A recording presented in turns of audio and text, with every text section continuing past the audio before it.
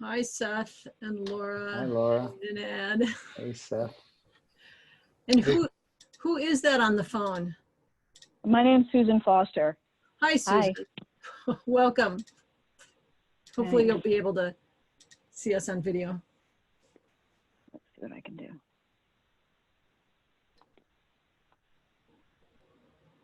Great. So we're going to give it another moment for folks to arrive before we get started, but welcome to everyone who's here.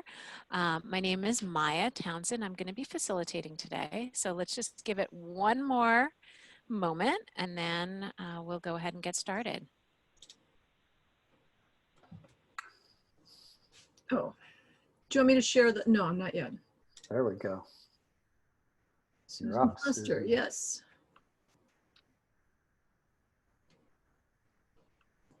Okay. Oh, Susan, it looks like you're having success. Yep. People did that instruction as well. Great. So we may need to share that with others also, that there's an extra space in the URL. Yep. Okay. Great. Thank you, David, for figuring that out. That was very helpful. All right. Super. So while we are, Jim, do you want to do the Zoom introduction now, or we need to go ahead and get started and then you do the intro? Yeah, let's just very quickly to get oriented to your Zoom screen there. Up in the upper right corner, you can change from speaker view to gallery view. Gallery view is the Hollywood squares, and that's the one we prefer to be in as much to create a community feel as possible. If this black Zoom screen is completely covering your screen, you can exit full screen there so that you can get to your other applications behind it. In the lower left, you can mute and control your video, and we highly encourage everybody to be video present, so again we can feel more connected. And probably stay on mute unless you want to speak. Down in the bottom, you've got a chat bubble there. All sorts of side conversations can happen there, and I think that's about it. We'll move into breakouts and you'll be asked to join. Just join and you'll pop into a smaller room so we can have other discussion. I think that's it. One other piece that would be helpful is it's nice to know where people are calling in from. So if you scroll over your image, there are 3 dots in the upper right-hand corner. If you click on that, you'll see a drop-down box, and the 3rd item should say rename. And then if you would put in where you're calling in from at the front, then before your name, then we'll be able to see. So I just changed mine. You should see now it says Boston, Maya Townsend. And if you put it in the front, then we can see you properly. Oh, great. So we have people from Boulder, from Minnesota, from Philadelphia, from Croatia, welcome, from Wisconsin, Berkeley, California, Lexington, Massachusetts. Hey, neighbor. Who is that calling from Lexington, Massachusetts? Woohoo! Susan Foster. I thought I'd heard her name before. Hi. Yeah. Fantastic. Well, it's good to meet you. You too. And then Matthew, welcome. Glad you're here. Okay, Matthew's super. Calling from England, just since he hasn't. Ah, yes. Yeah, Matthew, we are putting in our locations in our boxes. So if you click on the 3 dots on the upper right-hand corner of your picture and drop down, you'll see it says rename, and then you can put your location at the beginning of your name. And hi, Mary Roscoe. Hi. Hey, Susan, don't lose your name over your Lexington. Lost your name. So complicated. Okay, great. Well, people are still continuing to arrive, but I think what we'll do is we'll go ahead and start. So Christine, let's go ahead and put up the slides. We'll do just a little bit of an intro of us and looking at the agenda, and then we'll do some intros from the folks on the phone. So welcome to the on-ramp session. These are a series that happens every other week to talk about sumApp and how we can use sumApp for social system mapping. So moving on to the next slide. So today's agenda, we have a 60-minute call. We're going to, in a moment, do introductions. Then normally what we do is we do breakout sessions. We generally have someone presenting their map and their work while Tim shares some technical tips. Today, we're just going to do the map sharing because basically everyone wants to see the map.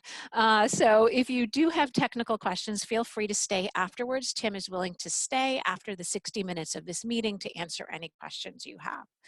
So Sarah will present the map from REAMP, and we'll tell you more about her. And there's Sarah. Hi, Sarah. Then we'll do some Q&A, some reflection, and then if you want to stay post-session, you're welcome to do so.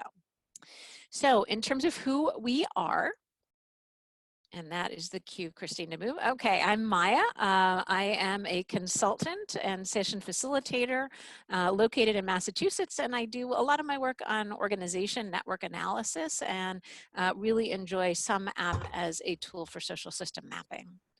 Also with us today are Jim Best. Jim, please wave. Jim is another member of the Master Mappers and is going to be helping us with Zoom today, making sure the technical pieces work well. We have Christine, fount of knowledge and all things sumApp, who will facilitate our Q&A.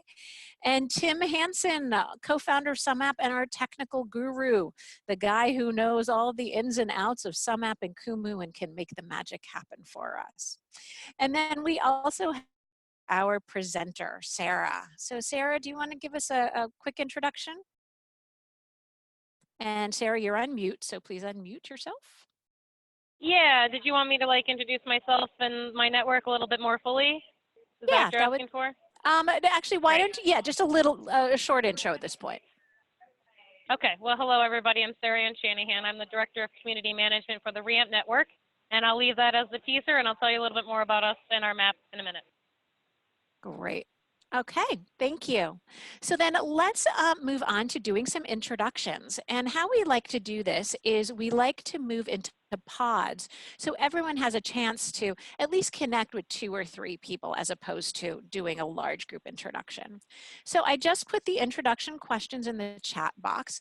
Basically, once in a moment, Jim is going to assign us all to pods. When you get there, you have about 1 to 2 minutes each. Please say your name, if you're associated with an organization or a network, where you're physically located, and why you're here today. And just give us a little bit of your background with social system mapping.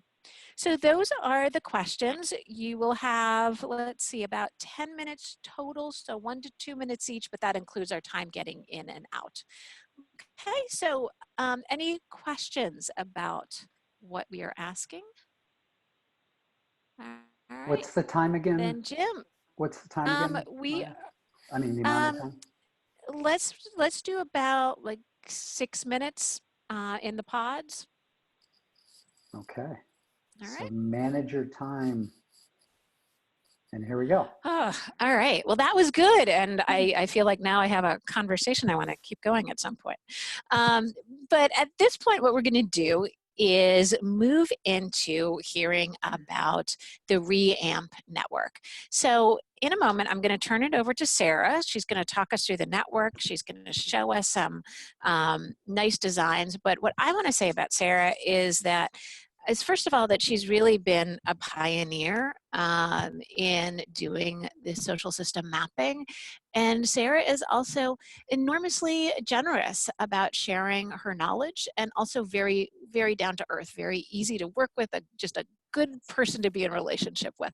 So, so I would invite you as you listen to Sarah, not to be shy. So if you've got questions, even if they feel like it might be a stupid question or something everyone else already knows, go ahead and ask, because chances are Someone else will have the same question, and Sarah will be incredibly generous about answering no matter what the question happens to be. So, Sarah, I'll turn it over to you.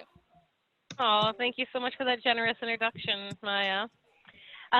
Yes, hello everybody. Again, I'm Sarah Shanahan, Director of Community Management for the REAMP Network. For those of you who aren't familiar with the REAMP Network, we are a generative social impact network whose North Star goal is to equitably eliminate greenhouse gas emissions in the Midwest. And what's unique about our network approach and what is really infused in all of our ways of being is reflected in our motto, which is to think systemically and act collaboratively. And it is that culture that actually led me on this journey of social systems mapping. So I had this, we build a shared analysis for the energy work that we're doing. And I wanted to take that practice of thinking systemically about the network itself. And that, led me to find this program called Kumu, which can visualize all this data and information. And I spent with a colleague probably 2 days trying to put together spreadsheets to put into Kumu to make pictures that I wanted it to do. And I was so frustrated that we were both almost in tears, and we were like, we can't do this. And that's when we discovered this tool that Christine and Tim have built, which is sumApp. And it was just oh, this is my doorway to getting into Kumu. And what was even more powerful about it was that we were able to collect the relationship data between people. We recognize in the network, especially as we're thinking systemically about ourselves, those relationships, that's the foundation to the network. And the better the job that we can do in understanding those, the more we can improve our own network practice and our own ecosystem in our network. So that's a little bit of background, I think, about what led me to where I'm at today. So I'm going to maybe actually I'll say a couple other things before I share some pictures. So again, in our way of thinking systemically about this work, about this practice, I think there's two things that have emerged for me personally. One is as I'm reading and as I try to build or understand or use these maps, I really take a framework of adaptive action, which is something that I've taken from the Human Systems Dynamics Institute. And essentially it's this cycle of asking what, so what, and now what. And I wanted to say that because I think for those of us who enter into this space, I think our natural inclination is to say what and then go to a now what without taking this time to do some sense making. But that's actually what's really powerful and what I think is really different about this type of mapping compared to mapping we've seen in the past. So you may hear me saying some of those things as I talk through this presentation. I just wanted to give you a little context for me. That's how I sort of read and start to think about using these maps. So I think emerging from that, I have seen three really powerful ways that we have begun to implement this in our own network. And one is, of course, what I just described at a very basic stage. It's about connections. It's about how we're improving our practice of net weaving in the network. And this map really allows us to be strategic and thoughtful about doing that. And again, it's it's accessible by the whole, even if it's those of us on staff who are using it most frequently. The second thing is this question bucket. It really starts to open up these wonderments, these curiosities of these patterns that we're starting to see emerge from the whole. So what does this mean for our network? It really gives us a chance to be curious and to be reflective. And then the third bucket is we're moving towards using this as a tool for evaluation. How are we building trust and relationships amongst members? How are our meeting designs or our network practice showing up in the change in the ecosystem in our community? And so we've really started to think about ways to lean on the map for that as well. So I'm going to talk you through some of the views that we have for each of these and describe just, kind of where we're at. And as part of my wrap up too, I am going to talk a little bit about, just some of the challenges, some of the tensions we face, because I think that's actually just as important to talk about in terms of what's working for us. So first, I'm going to talk about these connections buckets. So what you're seeing here is you're seeing this map of all the individuals in our network and the relationships. You may notice that right now they're all gray dots, and that's because for the purposes of presenting to people who are not in our community, we gray out faces. So that way we really protect that privacy of the individual. For our network members or people who are invited to be part of this map, they do get to see the faces and really kind of make it more personal and I think more connected when they do see this. So, you know, we really use this people view. This is the main view on our map because, again, we recognize that humans, the individuals, are the most important component of our network. And quite frankly, usually what we're looking for really comes down to the individual level. You know, we use this map to really help orient people into our network. I think one of the best ways that we've seen this as being a useful tool in our network is, you know, for new people who are coming on board to our network, it takes them about 2 years to really wrap their arms and feel like they understand the network. And since I started showing this map during orientations, it really it gives people that aha moment, like a light bulb comes on. It's like, oh, this is what the network's about. It's really about these humans that are part of the system. And what it's done is it really inspired them to then reflect on where they're at in terms of their own work and how they may connect with others to help amplify that. On one of my recent network orientations, I had somebody who said, you know what, I want to know who's working with utilities on solar. So we were able to look into some of our framework for the equitable deep decarbonization work. We're able to do some filtering by looking at who's working in the power sector and who's working with businesses and utilities. So we start to get clear about what it is that this person's looking for. As we look at the map, we can start to move into the so what. Well, so what? So who do you know in this network? Who don't you know? What other questions are coming up for you as you're starting to see this universe filter down for you? And now, who can we start introducing you to start facilitating some of those connections? So at a very core level, like this has been one way that it has been incredibly useful for us to use this. You know, another way that we really think about facilitating connections in this view, what you're seeing is a clustered view. We ask people to share what expertise they may be able to share and expertise that they may be looking for. So then we're able to like zoom into this universe and we're able to see, okay, who here needs a facilitator and who here can make these offerings. So again, we can use this view to help facilitate connections. For us too, another way of looking at this is we can do some filtering. So again, if you're working in the power sector, for example, and you're looking for an expertise for somebody who falls within that bucket, again, we can do some filtering and then come back and do some narrowing. So now we're just looking at the universe of people who are in the power sector who are looking for facilitation. One of the things you'll notice here is that there's a lot of people asking for this and not very many people who are offering it. So what is that telling us about our network or what we might need in terms of this bucket of work in the context of working and decarbonizing the power sector? Maybe I should just pause. I see there's some things lighting up in the chat, and maybe before I continue on, I should just pause and see if there's anything, Maya, that I should be answering in terms of the chat. Or should I just wait? Yes, there are two questions here. One from David. Aren't connections that have not been made almost more important than the ones that have? David, do you want to say anything more about what you're thinking there behind that question? And yeah, if the intention is to increase the connections within the network, wouldn't it be nice for the tool to suggest to us that you have common interests, but you have not yet connected to so and so and so and so and so and so and so? Yeah, you know, we do. I'm trying to think of what the best way to talk about this is. So on one hand, we do practice that.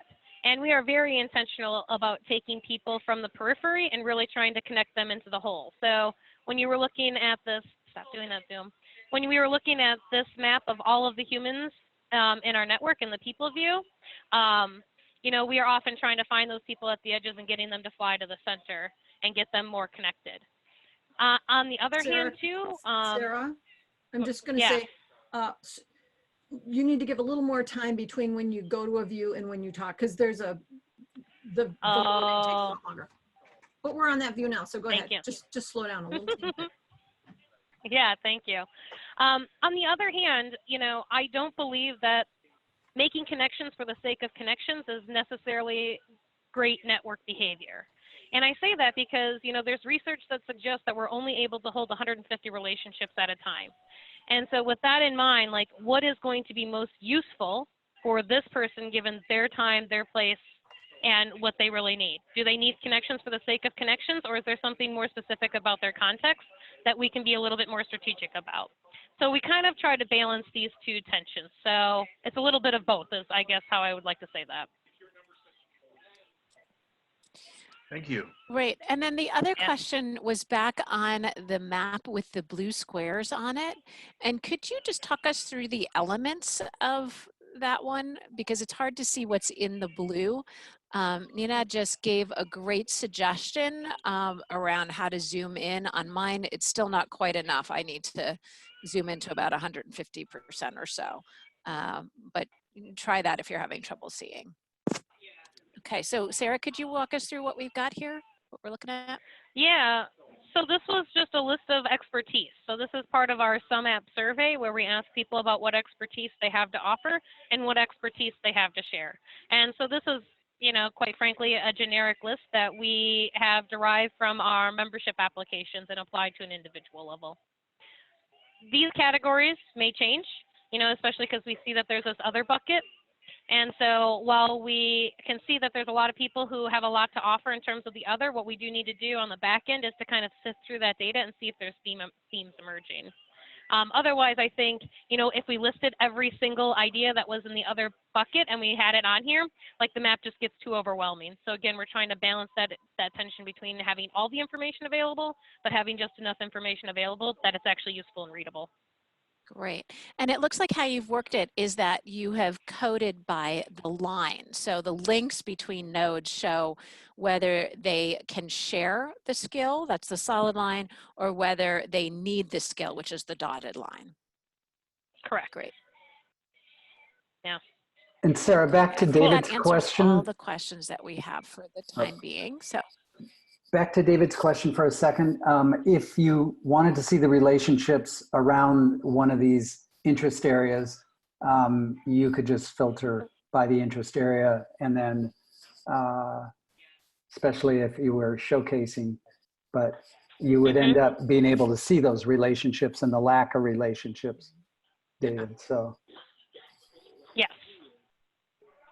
Yep. I just want to throw in a comment, which is a lot of our clients ask the question, I don't know this person, and then color those lines differently, but I don't know this person is the same as no line whatsoever. And asking people that requires them to then respond to every single member of the network, which becomes cumbersome. And it adds a lot of data that actually isn't necessary, because if you look at the whole body and you can see that they don't have a line between them, then you know they're not connected. So asking that, I see a lot of people doing that, and I think it just adds a burden to the whole process, both technically and for your people. Personal opinion. Some people are very No, thank you, Christine. So we do ask a question, our connection question, not if you don't know them, but if you want to be introduced. So we can, again, we can do some filtering on our people view. It's very hard to see those very light lines right now, but you can start to see those little lines. And again, we can see who wants to be introduced to who, and we can use this as a way of facilitating strategic connections based on what our members are asking for, not just our assumptions. So I'm going to move along then. And so like, again, like this bucket for me was like really thinking about ways that we're acting as. Can I comment on that? As I've done a lot of maps, I've noticed that if you ask in a passive form, I would like to be introduced, it kind of leaves somebody waiting to be introduced. But if you say, I will reach out, it's a little more active. It gives the other person this knowledge, like, hey, somebody's going to reach out to me. I'll prepare myself, because there's kind of like just an emotional bar for reaching out to somebody you don't know. And if somebody commits, you feel kind of committed. Okay, I said I was going to do this, so I better maybe do it. And someone else can prepare themselves. Hey, this person I don't know is going to reach out to me. Anyways, that's my bit on that. Oh, thank you, Tim. I actually just made a note of that for myself, because you know what your comment made me realize is that the way we've asked it and the expectation we've had on myself is that I, as Director of Community Management, is looking at this and using this to improve my own practice.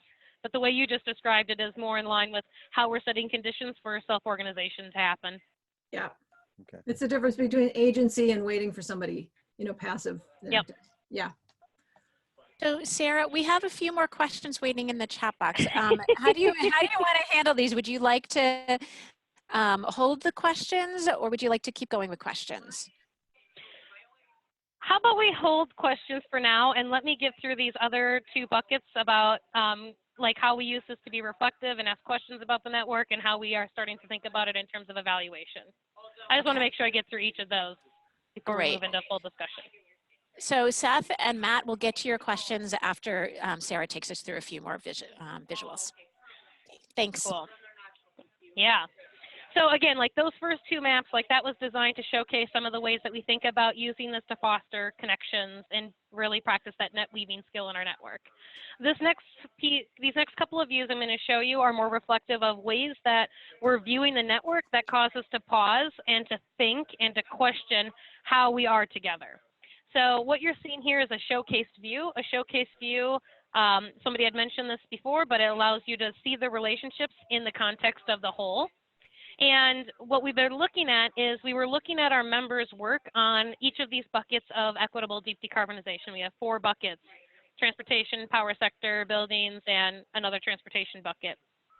What was interesting as we looked at this map, when we looked at changing transportation options, we can see we have a few people working on this. There's a lot of people on the periphery who don't seem to be very well connected. And overall, there just doesn't really seem to be a lot of people in general working on this topic, especially when we look at that compared to maybe another bucket of work happening for equitable deep decarbonization. So I'm sure that you're going to be catching up here, but now the view you're looking at is when we looked at decarbonizing the power sector. And you can see a tremendous difference in where people are living in the network, right? Because we know people who show up on these maps, the more centrally located you are, the more connected you are. And we can see that there's a lot more connections, there's a lot more people, and they seem to be more tightly woven together. So that caused us to start to question ourselves then as a network. Like, if we know that transportation is 33% of the emissions, you know, what do we need to change about the network to really bring that expertise or to really fill that gap in our network, right? Again, noticing that the pattern right now is that we don't have a lot of people working on changing transportation. Does that mean we need to be more strategic about our recruitment? Does that mean we need to be doing different things in terms of holding spaces in our network for changing transportation folks to changing transportation option folks to connect and to collaborate together? Just what is this telling us about the behavior and the ecosystem of our network, and what might we do differently to improve it? The other thing that we're able to then look at too in terms of this so what is we looked at the context. What you're seeing here is we're diving a little bit deeper into our shared analysis, so this equitable deep decarbonization framework. And what I really wanted to highlight was, you know, we always have an open-ended question where we're asking people to submit other. And just like as I had said before about the expertise, you know, we're trying to balance this, having the right amount of information on the map to keep it readable and, you know, having as complete of a picture as we can. So what we did here is we noticed, wow, there are a lot of people who submitted things in terms of the other bucket. I wonder what they are saying. And what we did was we went into the back end to look and see what those actual responses are. And as we see hot topics start to emerge, like, oh, we noticed that 3 out of these 20 people all said they were working on the intersection of climate and water. Well, what might we need to do in terms of informing our analysis? What might we need to do in terms of painting a different picture of this map, knowing that there seems to be some emergence really kind of gravitating towards this idea of the nexus of water and climate? It just really kind of drives us into this so what sort of mindset in terms of thinking about the dynamics within our network, and again, what we need to do in service of promoting a healthy culture and ecosystem from within. And then I think quickly here, I'll talk about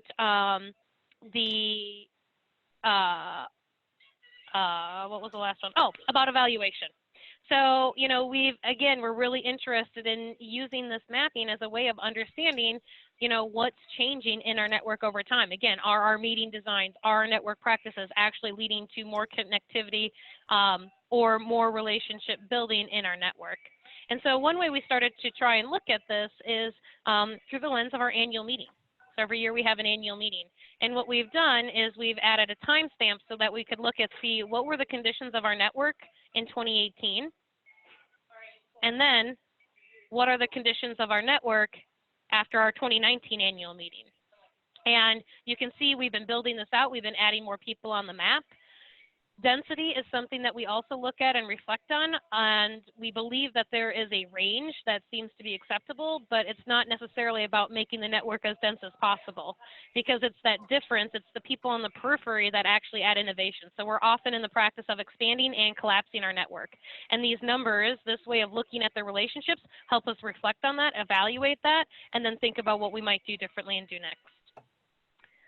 So, and maybe as a close, what I will do is I will just share a few takeaways, a few things that are on my mind. And actually, there's probably one more view that I'll have Christine share as well. But, you know, I enjoy coming to these on-ramps because I always learn things, you know, just like Tim's comment earlier.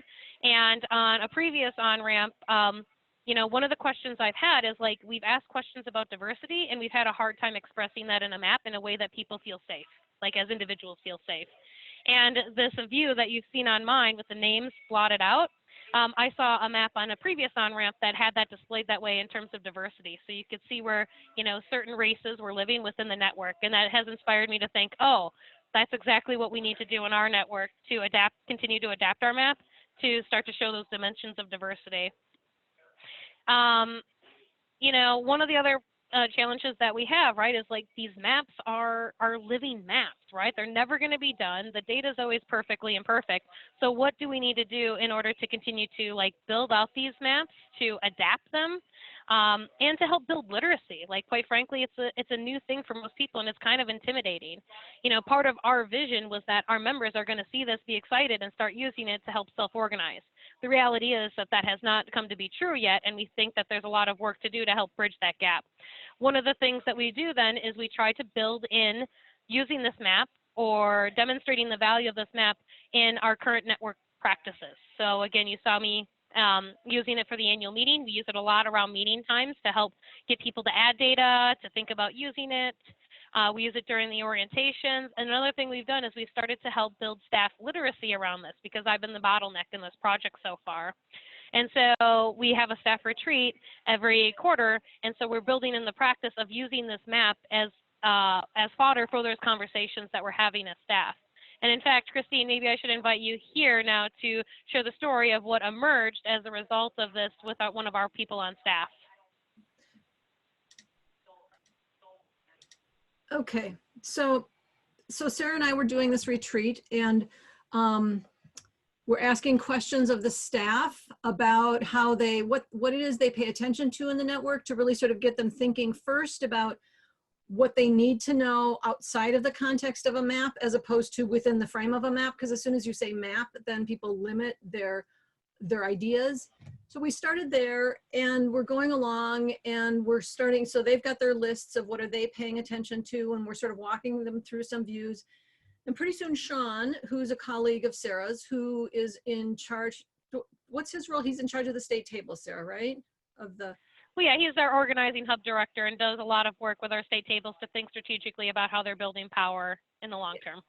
Right. So first, so we're talking, and then Sean's like, okay, I want to understand how people are connected across, like from state tables across to other outside of the state tables. So he wants to know that, and I'm thinking, okay, well, we don't have a view that exactly shows that, but I took that question, wrote it down, went back to Tim later and said, hey, can we try this? So then we tried a new way of setting up a view, and we're able to go back to Sean and say, here's a view, this shows you how to, this helps you answer that question. So he's like, oh, that's great. And he's playing around with it, and he's like, okay, here's what I really wanted to know is, so I tell the story all the time that being part of a state table, it helps that if people are on state tables, they'll be more connected to the overall network than if they're not on a state table. He said, I tell that story all the time. I have no idea if that's true or not. I don't know how to figure out if that's true or not. And I'm like, okay, let me go talk to Tim. Let's think about this. So Tim and I talk, and we go back and forth. And so here's a view that I can share with you to answer that question. And it's possible, takes a little explaining, but what we did was the gray line on the bottom are people who are not on state tables. The colored rows, each colored row represents a state table, members who are on state tables. So each of these dots is a person who's on the North Dakota state table, because that's the top row. Where they are from left to right is the further right you go, the more connected they are in the network. We used weighted connections. So if they know somebody, that connection weighs 1 point. If they're collaborating with somebody, that connection weighs 4 points. And then we just take the average of all of that. So, and actually there's an outlier over here who I can't get to zoom on. But so these are people who, so the further right they are, the more deeply connected they are to the network. We took the staff off because the staff were way serious outliers and we didn't want them skewing the data. And then what we can do is we can say, okay, let's look at, for instance, Wisconsin. We've got numbers down here. So we can see that if we, well, right away, the Wisconsin people go, there's not very many of them relative to the people who aren't on state tables, but they're much further to the right in general.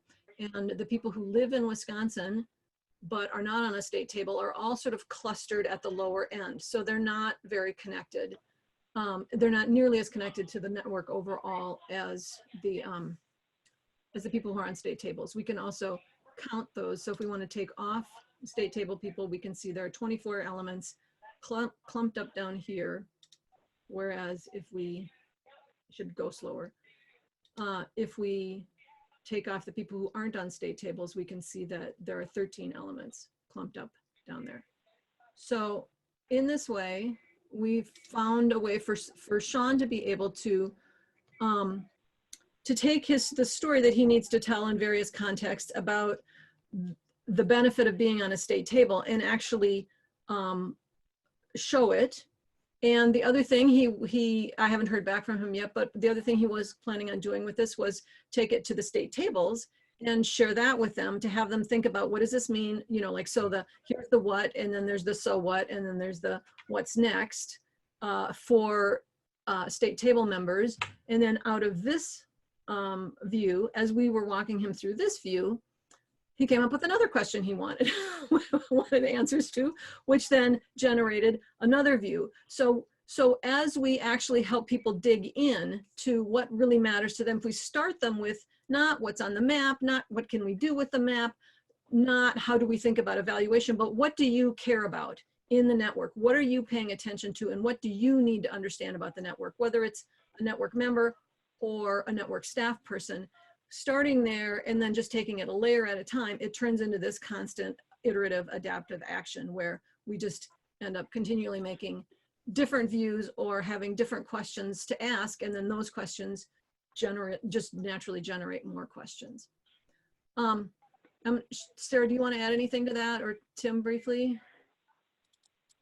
I'll stop sharing. I don't have anything to add to the story.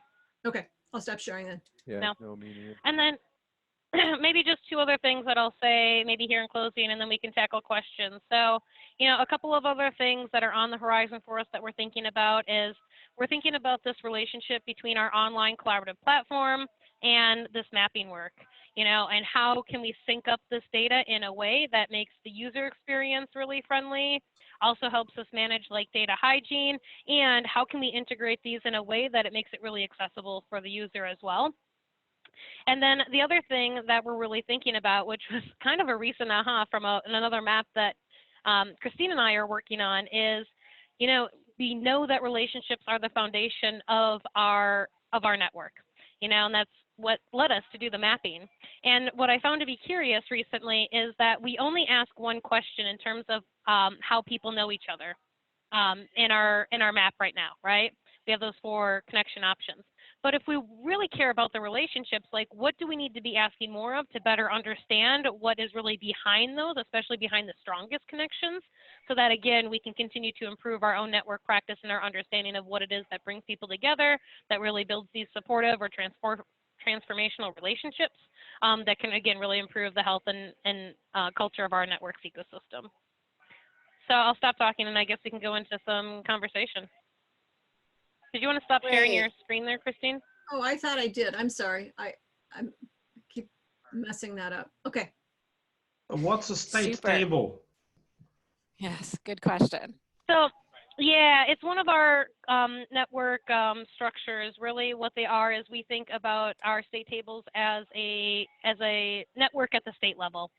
So really doing a lot of the same things that we're doing as a whole through the region, but really setting those conditions at a level that makes sense for most of our members, since most of them work at the state level. So it's a your thing, not some US institution. No, nope, it's a network. Great. So thank you for that question. And let me open it up. There have been a few others who've been waiting. Seth has had a question. Matt has had a question. Matthew, excuse me. And what we're looking at here is not so much the technical questions. We're not looking at the specific, how do I make this show up in Kumu? Tim is happy to answer specific technical questions after the 60 minutes. But what we're looking for here are design questions. How do you think about the map? How did Sarah think about the map? How do you think about designing a survey? So if you have questions more in the design space and the sense-making space, this is the time to ask them. Hey, So, I'm sorry, can I say something? There is a question on here that's really important for everyone to hear, and it's about hiding data.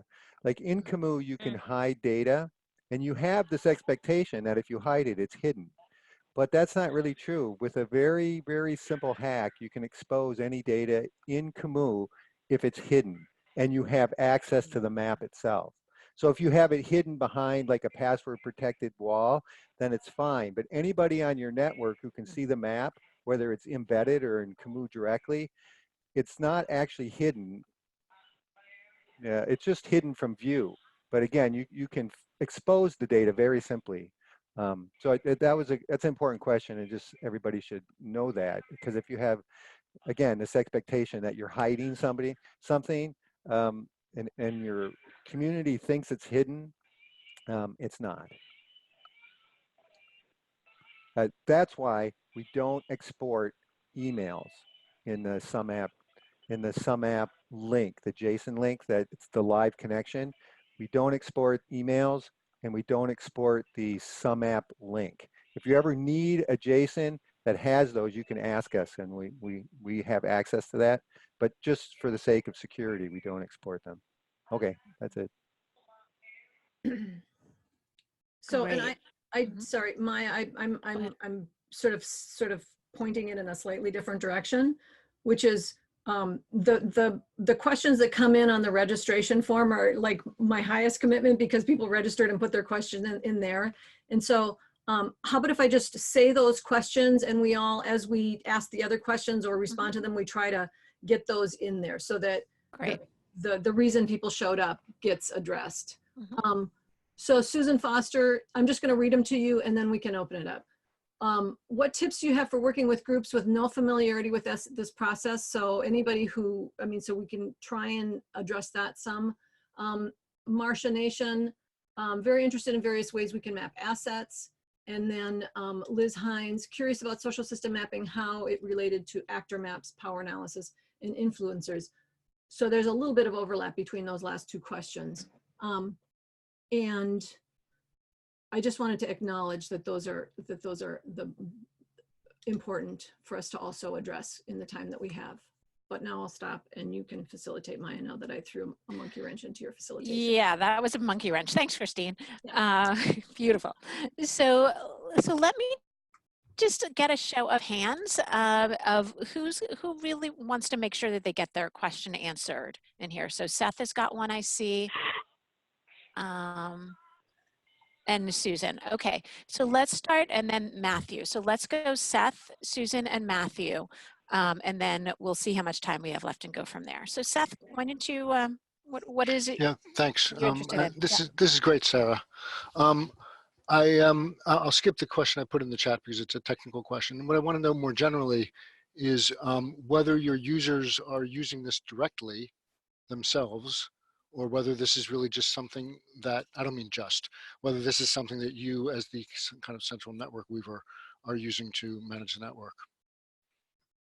Yeah, primarily right now where we're at is, it is primarily me and a couple of other key staff folks. And what we're hoping to do is to continue to build out this capacity. So I know Laura's here from Minnesota. We have members in our Minnesota state table that are really interested in maybe thinking about applying this map into their own context. And I imagine, you know, if we move through that process, we're going to be developing more members' capacity and feeling ownership over this map and wanting to use it. And we might learn some ways that we might be able to continue to improve that behavior throughout the network. So it's a learning journey. Thanks. Okay, Susan? Susan, I think you're on mute on your phone.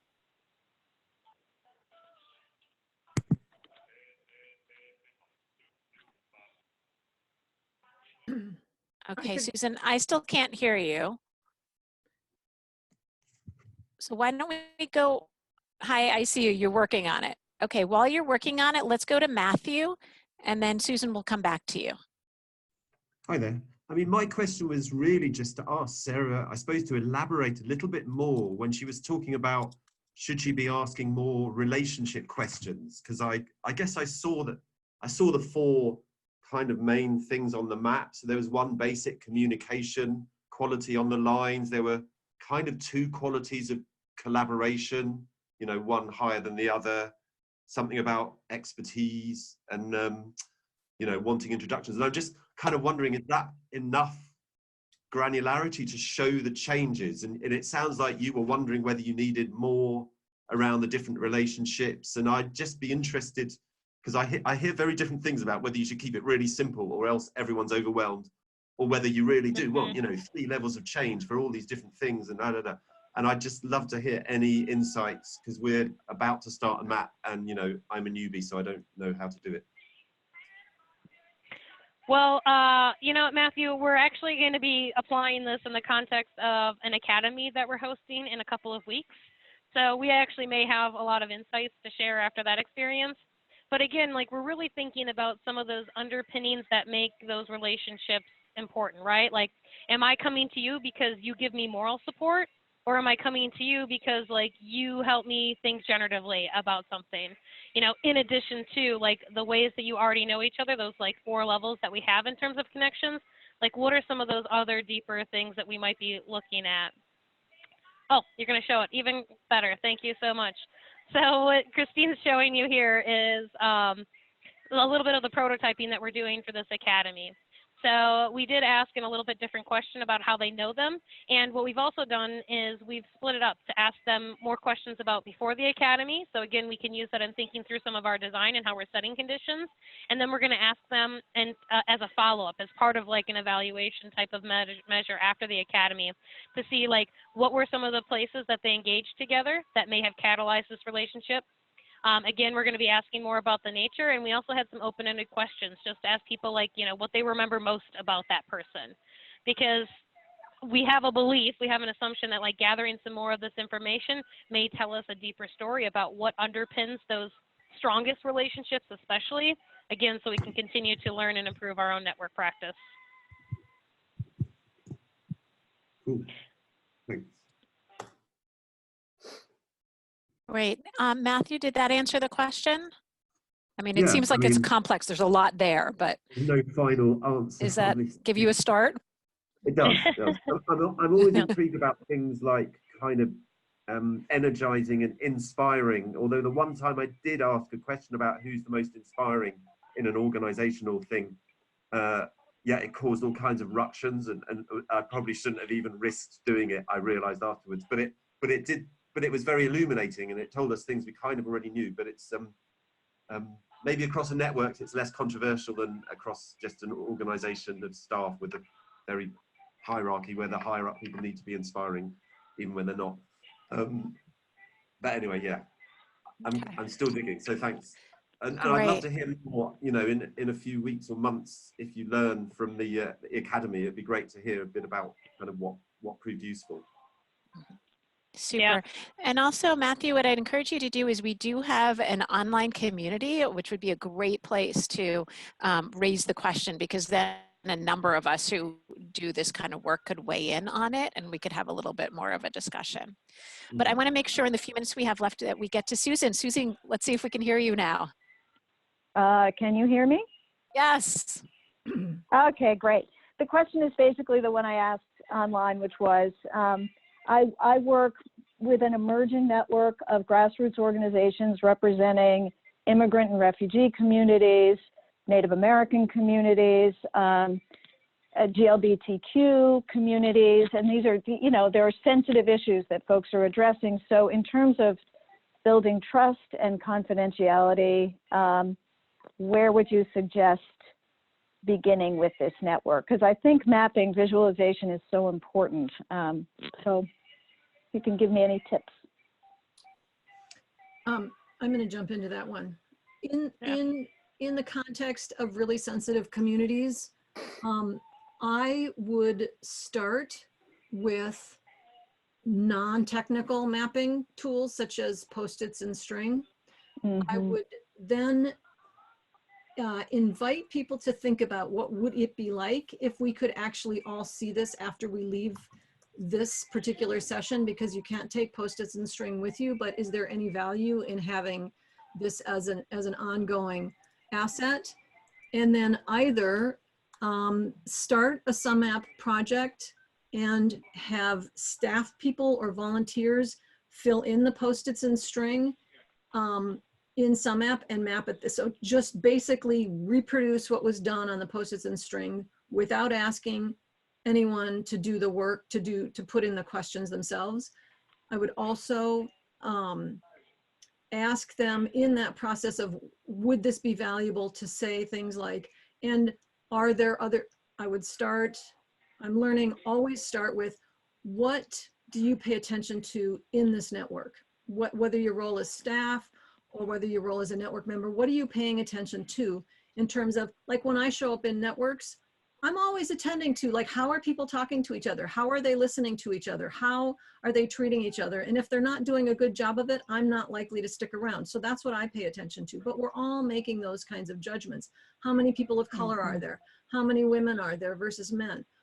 So start with, what are you paying, like getting them to make a list of what are they actually paying attention to, and then say, are there any of these things that we could ask a question of? And then that will, I see you, Nanette, you're leaving, bye. And then you could, so in other words, I would make it a super, super collaborative, permission-based, slow, hands-on process, and let all of the pushing come from the people in the network, and do no pushing, do no imposing, just do a whole lot of exploration and a whole lot of question asking, and let them own the whole thing. That's what I would say in that kind of a context, because that's just perfect and confirms what I was thinking. Thanks so much. Yeah, and I'll stop now because it's time to stop. So great. Yeah, we are at the top to leave. If you wish to stay, Tim is willing to stay. Thank you, Tim, and answer any technical questions you have. A few things have popped up during this conversation. One is there does seem to be interest in a special session devoted to privacy and GDPR, so we can make sure to get that on the calendar. And also a question came up around, do we want to talk about relationship questions? So we can think about doing that as well. So for those of you who need to go, you're welcome to go. Thank you so much for being with us. And for those who want to stay, free to stay and talk with Tim around technical stuff. Christine, Sarah, anything you want to say before we close? Nope, just let's take and say goodbye to everybody. And then great. But Sarah, are you willing to stay if people have questions for you? I'm willing to stay if people want to know more about the RAMP experience, yes. Okay, so whoever is staying, stay. Whoever is leaving hasn't already left yet. Goodbye.